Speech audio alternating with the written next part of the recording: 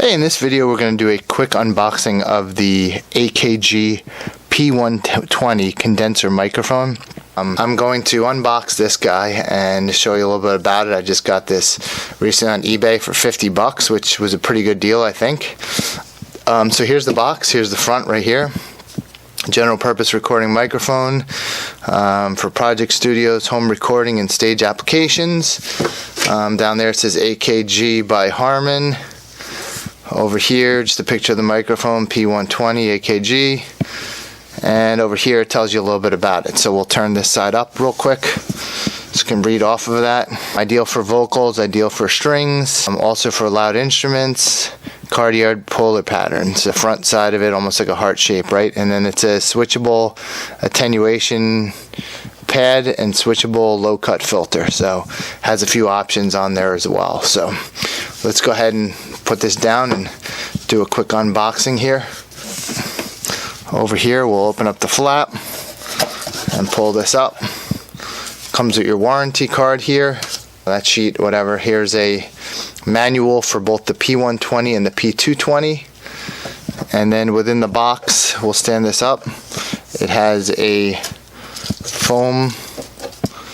little foam film is what I'm going to call it. You can almost see through that. I guess we'll flip this up right now. There's two little compartments here. In the top square compartment you have your little microphone mounting bracket here. Alright, so there's that. And then in here you have the actual microphone right there, and a little silica do not eat package, and underneath here we have a different size threaded adapter and just another piece of foam underneath that. So that's about all that comes in this package right here.